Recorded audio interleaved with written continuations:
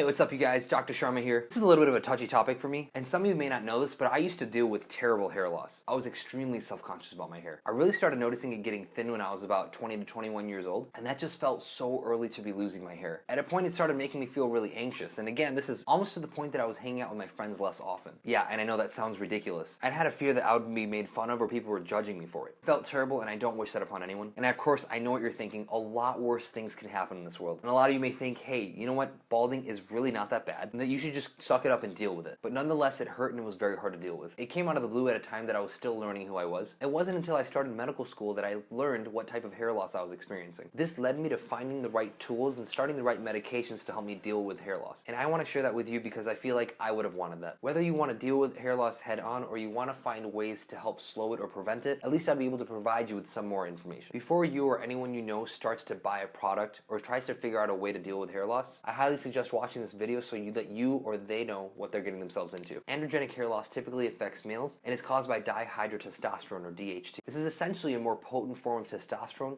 converted by alpha-1 reductase and is a key hormone for male sexual characteristics during fetal development. Its main role is generally lost after adolescence, and it plays a minor role in muscle hypertrophy, prostate cell hyperplasia, and maturation of hair follicles that contain the receptor, which is generally in the scalp area for men. Ways that people can combat hair loss is to use vasodilators or chemicals that actually affect the bloodstream and increase blood flow to an area. One very common chemical that does this is minoxidil. This can be found over the counter at the recommended strength for men at 5%. Other ways that hair loss can be combated is actually using red light therapy. Surgery would involve taking some of the hair follicles out of a certain area of your scalp or your body and auto-transplanting them into another area for aesthetic purposes. And last, using this chemical enzyme that I was talking about earlier, alpha-1 reductase, using a medication to block the conversion of testosterone to DHT. And this is done by a reversible alpha-1 reductase inhibitor. This pharmaceutical drug would be called Finasteride, and this medication requires a prescription from a prescriber, given the black box warnings that are associated with this medication and some of the side effect profile. There are, of course, risks with anything that you use, whether it's over the counter or a prescription medication. I started using a combination of minoxidil and finasteride about 5 years ago, and over the first year I had noticed that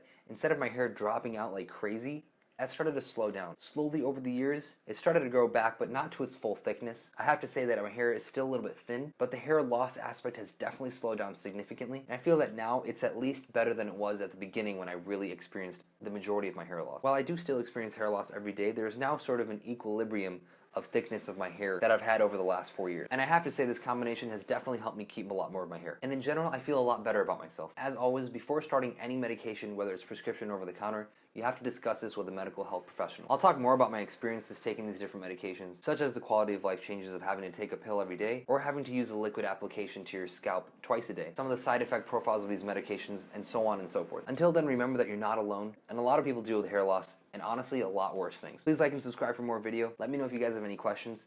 Comment and comment below. As always, good luck.